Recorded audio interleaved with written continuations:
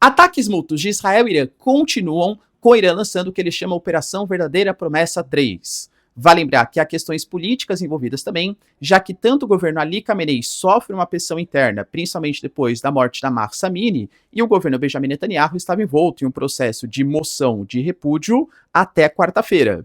Será que há riscos de queda dos dois governos?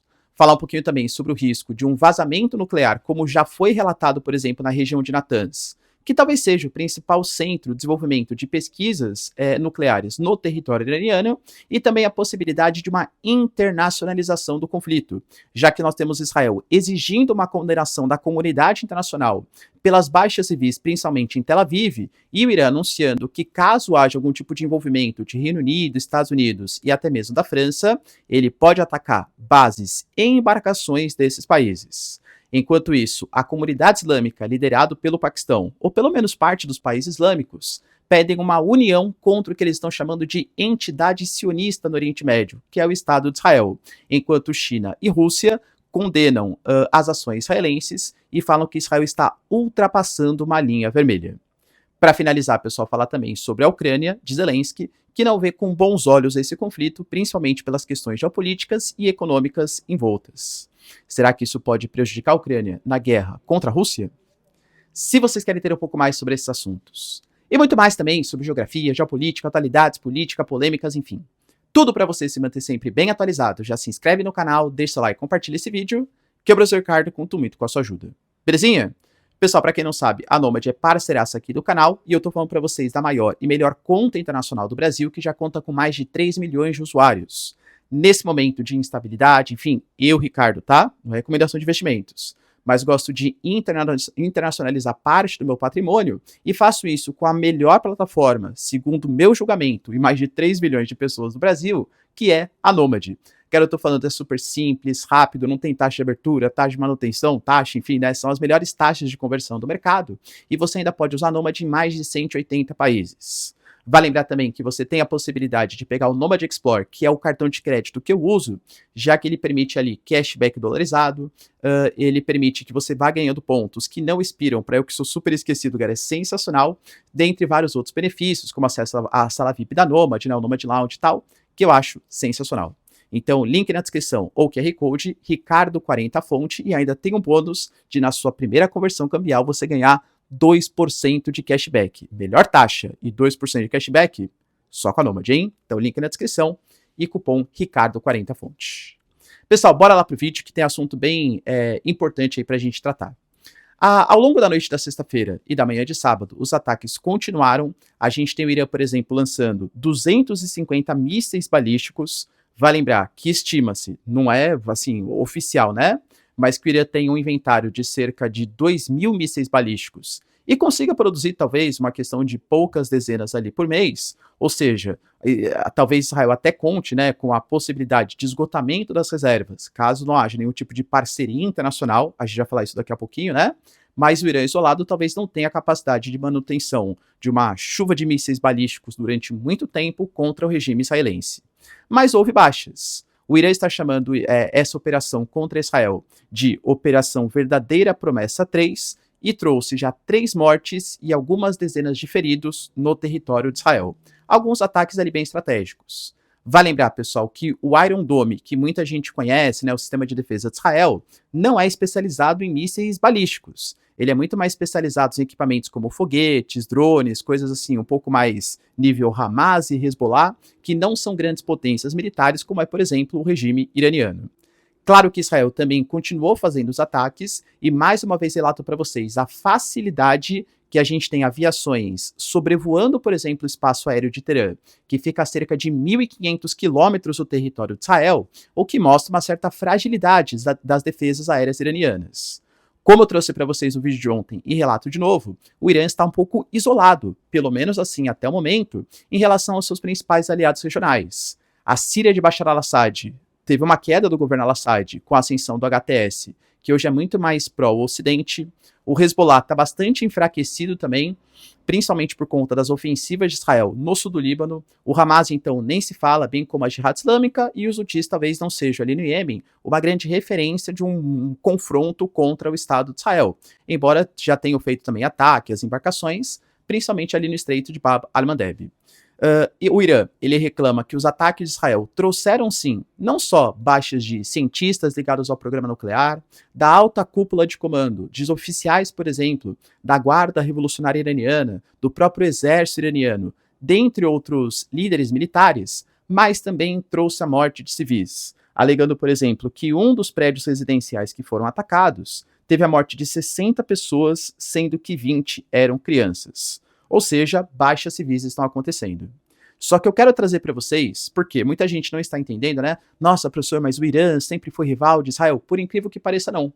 Quando a gente teve, por exemplo, o processo de formação do Estado de Israel, ali de 1947 para 48, por meio da ONU, né, inclusive até o próprio Oswaldo Aranha, brasileiro, participando desse processo, o Irã foi um dos primeiros países a reconhecer a existência do Estado de Israel. O Irã, ele era comandado pelo regime dos Shahs, que eram espécies de reis, espécies de monarcas, e era um dos regimes mais ocidentalizados do Oriente Médio. Até na década de 60, por exemplo, Shah Reza Pahlavi fez a tal da Revolução Branca, se aproximando do Ocidente.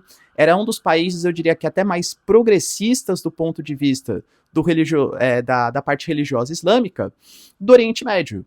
Só que, por conta de desigualdades sociais que existiam, grande parte das riquezas do petróleo não ficava exatamente no Irã, iam para os países ocidentais. E também havia uma espécie de combate dos Shahs em relação ao direito de propriedade da terra contra os ayatollahs, que são lideranças religiosas iranianas. Em 79, houve a Revolução Islâmica fundamentalista xiita, que colocou um governo fundamentalista, ou seja, Estado unido com religião, e houve uma ideia dessa união da cultura, da religiosidade iraniana, contrário às ações do Ocidente, contrário às ações dos Estados Unidos e do principal aliado dos Estados Unidos do Oriente Médio, que é o Estado de Israel. Desde então, né, o regime dos ayatollahs, na época, o ayatollah Khomeini, ele até começou a negar a perseguição que existia contra os judeus, a questão do Holo, enfim, né, sabe o que eu estou falando, na Segunda Guerra Mundial, e aí virou uma grande rivalidade.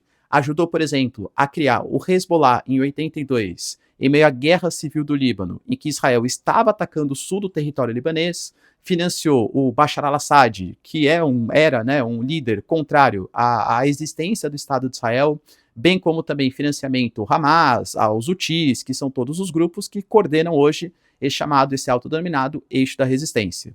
Mas entendam que os dois países já foram aliados no passado. O Irã já foi um dos principais aliados dos Estados Unidos, inclusive no Oriente Médio. Nesse momento, entendam que os dois líderes, tanto Benjamin Netanyahu como Ali Khamenei, sofrem pressões políticas internas. Claro que cada um ao seu modo, né? Não estou comparando os dois governos. Estou falando de pressões políticas internas. O governo Benjamin Netanyahu, por exemplo, a gente não pode esquecer que ele estava envolto em vários casos de corrupção e desde que começou a operação contra o Hamas, contra a faixa de Gaza, houve um certo sentido de união da sociedade israelense contrário ao inimigo externo, que era o Hamas, ou o Hezbollah, ou os países que querem atacar, né, o território de Israel, e que Israel está lançando aí a ofensiva, seja para até ações condenáveis, né, do ponto de vista dos direitos humanos, por exemplo, na faixa de Gaza, mas essas ações, elas trazem um sentimento de união do povo israelense. Por exemplo, a própria liderança da oposição, que é o Yair Lapid, colocou que quando se trata da segurança do povo israelense frente aos nossos inimigos, nós somos um povo com uma única missão, que é defender o território de Israel. Ou seja, se há um inimigo a ser combatido, como por exemplo o regime iraniano, ou o Hezbollah, ou o Hamas, a oposição perde força, entende? Porque ninguém vai querer trocar o governo Benjamin Netanyahu. Vale lembrar que até quarta-feira ele estava sendo pressionado, até com uma moção de destituição, porque ele está convocando os ultra-ortodoxos para participar do campo de batalha, e a oposição percebeu que era uma chance, antes de começar nessa guerra aí contra o Irã, de tirar o governo Benjamin Netanyahu, já que colocando os ultra-ortodoxos para o campo de batalha, essa direita ultra-ortodoxa nacionalista poderia até mesmo derrubar o governo Benjamin Netanyahu junto com a oposição. Acabou não acontecendo, mas tem essa noção, o governo Benjamin Netanyahu, independente de questões de guerras, é um governo pressionado pelos casos de corrupção, pelo não resgate dos reféns e pelas ações que estão isolando Israel geopoliticamente por conta das ações no território de Gaza. Já quando a gente pega o regime iraniano, mesma coisa. É o regime que comete sucessivos abusos contra os direitos humanos. A gente está falando de um país que é dos mais sancionados da comunidade internacional e que tem na figura, por exemplo, do Ali Khamenei e da sua guarda revolucionária e da sua polícia, por exemplo, da moral e dos bons costumes, críticas, não só internas, mas como também externas. A gente não pode esquecer do caso, por exemplo, da Mahsa Amini, que era uma digital influencer, que tirou ali uma foto com um véu islâmico, mostrando uma parte do seu cabelo, e ela foi presa e apareceu morta alguns dias depois. A polícia nunca admitiu que ela, enfim, fez alguma coisa contra a Mahsa Amini, mas à época, as mulheres começaram a jogar os seus hijabs, né, os seus véus islâmicos no fogo, não exatamente porque são contra o uso do véu, mas porque são contra a imposição de um Estado que obrigue elas a usar o véu e que condene qualquer tipo de liberdade, enfim, autonomia das mulheres no Irã. A gente teve, por exemplo, recentemente, o caso do Tatalu, que é um cantor que é popular frente à parte ali da sociedade iraniana, que também foi condenado à morte. Por quê? Ele já era perseguido pelo... Não que eu esteja defendendo ele tem coisas péssimas, envolvimento ali, questões de crianças, uso de drogas, todas as coisas, né? Péssimo.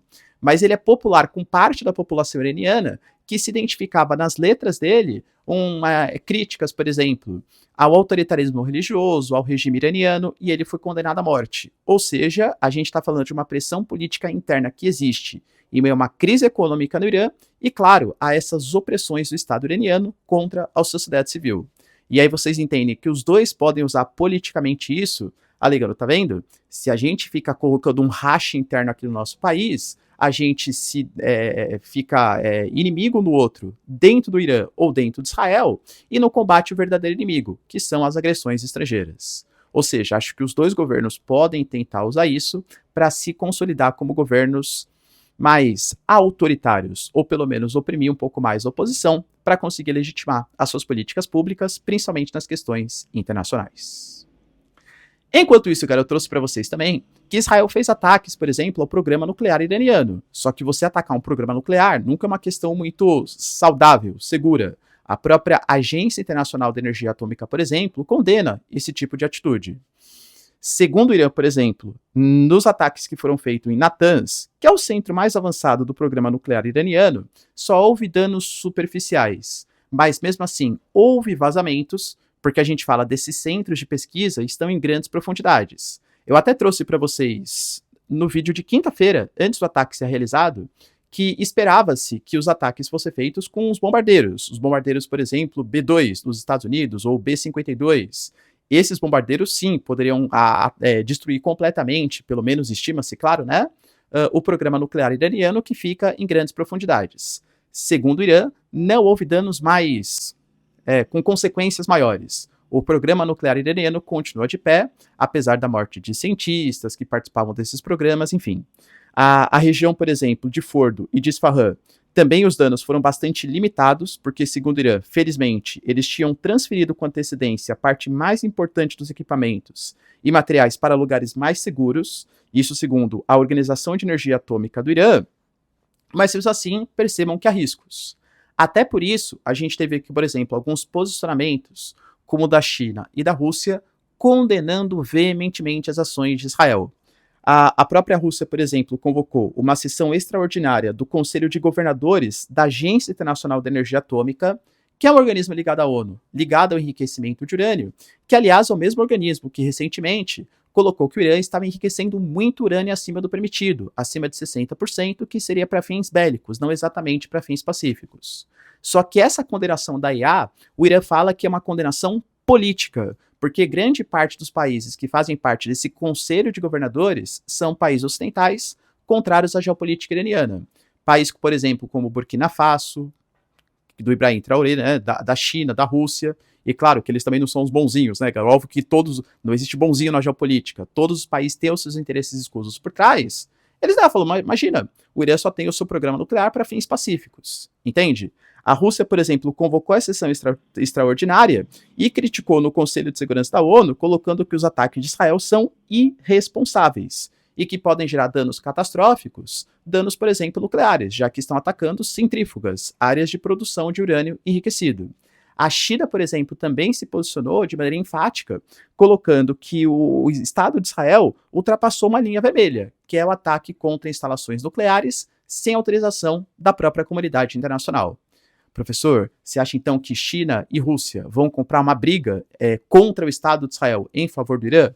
A gente vai discutir um pouquinho com mais detalhes no futuro aqui do vídeo, mas já adianto para vocês que muito possivelmente não, tá? Professor, tendo tudo isso em vista então, você acha que existe a possibilidade de virar uma terceira guerra mundial? Porque estamos falando de países muito poderosos no Oriente Médio e que têm os seus aliados. O Irã, por exemplo, China e Rússia, fora outros países islâmicos e grupos islâmicos regionais, e Israel, que é muito bem visto pela comunidade internacional, tendo em vista, né, algumas exceções de críticas do Reino Unido, da França, tal, em relação à maneira como Benjamin Netanyahu vem conduzindo a guerra, né, a operação ali que ele está fazendo no território de Gaza. Vamos lá.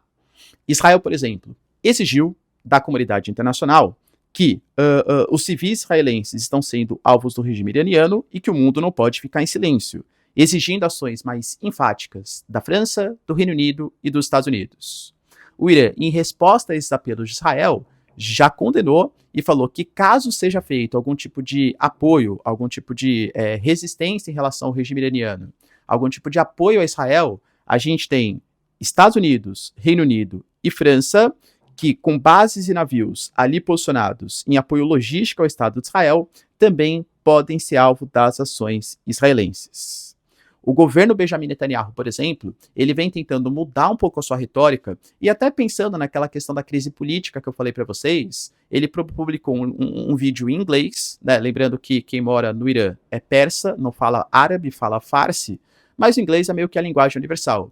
E ele fez um recado à população iraniana, falando: o nosso conflito não é com vocês, nós gostamos da população persa, o nosso conflito é contra o governo, o regime dos ayatolás. Então pedindo para que a população se insufle e se manifeste para a derrubada do governo local.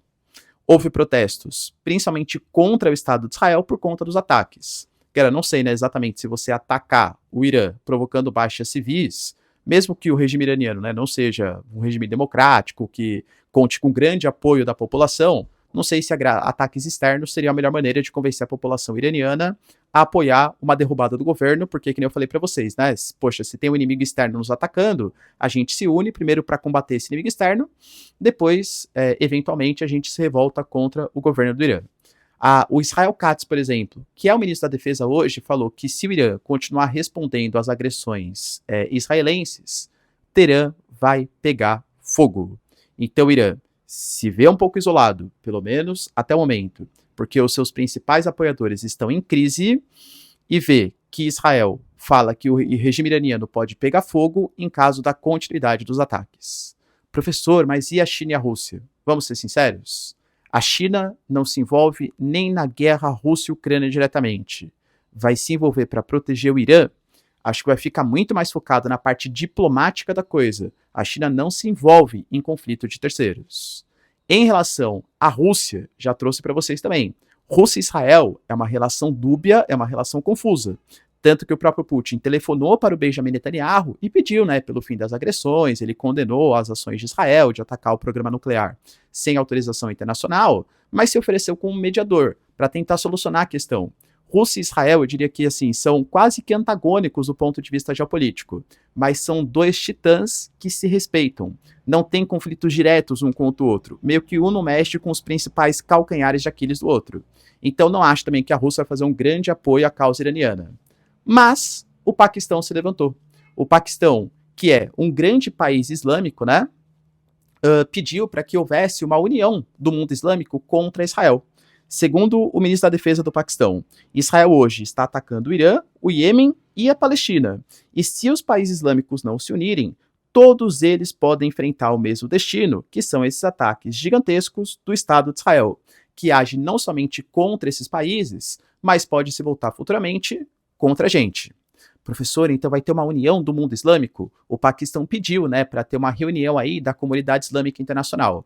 Mas penso eu que países como Jordânia, como a Arábia Saudita, não que apoiem o Estado de Israel, não é isso, mas também não curtem muito o regime iraniano. E aí, a gente teve, por exemplo, até a Arábia Saudita e a Jordânia, por exemplo, fechando o seu espaço aéreo para que drones, equipamentos do Irã atacassem o Estado de Israel. Vocês acham realmente que esses países vão se mobilizar para atacar Israel? Cara, interessa a Arábia Saudita, por exemplo, hoje, que está fazendo todo esse programa de internacionalização, de sport washing, tentar limpar a sua imagem na comunidade internacional, ser um país mais atrativo para investimentos estrangeiros, para turismo, The Line, enfim, né, vários projetos, se envolver numa guerra contra Israel? Ou seja, respondendo para vocês, professor, você acha que tem o risco disso virar uma terceira guerra mundial? Não acho. Eu não acho que países importantes a ponto de fazer vingar uma terceira guerra mundial, que seria o envolvimento da China, o envolvimento da Rússia, até da Arábia Saudita, por exemplo, ao lado dos iranianos, não acho que isso vá acontecer. Mas talvez algum tipo de resistência maior. Desses membros, até do Paquistão, né, ou de outros membros ali, aliados do Irã, isso pode acontecer. Não que eles façam algum tipo de resistência a uma possível ofensiva de Israel. Ou seja, não vejo risco de uma guerra mundial, talvez uma crise. Até porque o Irã, lembrando, é um país que tem grandes reservas de gás e de petróleo e controla o Estreito de Hormuz, que é por onde passa quase 1/3 a 1/4 de todo o petróleo negociado ali da regiãozinha do Golfo Pérsico. Risco de uma guerra? Penso que não. Mas, de novo, né? Vamos aí aguardar cenas dos próximos capítulos. Enquanto isso, galera, tivemos também o Zelensky se pronunciando com uma certa preocupação. Preocupação principalmente em relação à questão em Israel por dois motivos. Quando a gente teve o ataque, por exemplo, que aconteceu do Hamas contra Israel, a operação na Tempestade Al-Aqsa, que foi como o Hamas chamou, e depois o ataque de Israel contra a faixa de Gaza, e o Zelensky já tinha reclamado que a comunidade internacional tinha tirado suas atenções da Ucrânia e voltado para Israel. Estamos falando de um conflito no Oriente Médio, que é uma região super estratégica, porque é o berço das 3 principais religiões monoteístas, é por onde escoa grande parte da produção de petróleo internacional, existe uma diversidade étnica gigantesca na região, com vários povos diferentes, interesses internacionais na região, e que chama muito mais atenção, claro, do que a questão Ucrânia, pelo menos no momento. Então é uma preocupação do Zelensky que a ajuda internacional possa ser reduzida. Além do que, se há conflito no Oriente Médio, aumenta o preço do petróleo, que financia grande parte das exportações da Rússia. Então é uma preocupação que essa guerra possa ser boa, entre aspas, para a Rússia, porque aumenta o preço dos combustíveis fósseis e vai conseguir financiar projetos militares da Rússia contrários ao regime do Zelensky, da Ucrânia. Você concorda, galera, com essa interpretação do Zelensky? Deixa aí nos comentários. E para finalizar, galera, só um ponto importante também, a gente teve a Reuters anunciando que a Casa Branca está fazendo uma revisão dos contratos do Elon Musk com o governo federal.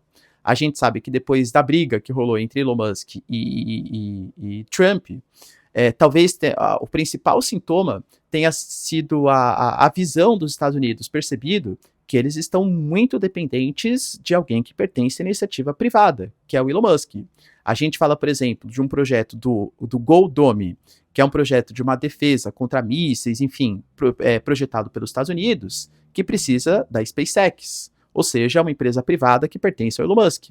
Hoje, os contratos federais eles são estimados em torno de 22 bilhões de dólares. Hoje, por exemplo, para chegar na estação espacial, você precisa da SpaceX, que é a única empresa privada que tem a capacidade de fazer, pelo menos a um custo ali acessível, seria entre aspas, né, mas um pouco mais competitivo em desenvolvimento com a NASA. Quando o Elon Musk, por exemplo, ele alegou que a nave Dragon, por exemplo, seria retirada depois da briga entre Elon Musk e Trump, ficou uma preocupação. Meu Deus, e agora? Como que a gente vai fazer o nosso programa espacial? Em meio à retórica de controle da órbita baixa do espaço, em relação à possibilidade de exploração da Lua, China e Rússia, por exemplo, estão desenvolvendo seus próprios programas, entende? Então, segundo relatos da Reuters, a administração da Casa Branca ordenou que os órgãos realizassem uma análise minuciosa dos contratos Elon Musk, com o objetivo de retaliação e diversificação dos contratos com um único fornecedor, ou seja, com Elon Musk. Como eu trouxe para vocês, galera, essa briga, não acho que vai romper Elon Musk e Trump, mas talvez tenha acordado o governo americano que depender de uma única pessoa, de uma única empresa, claro que é problemático. Beleza, pessoal? Deu para entender os principais acontecimentos? Se vocês curtiram o vídeo, então, já deixa o like, se inscreve no canal. Tamo junto, beijos, abraços e tchau, tchau.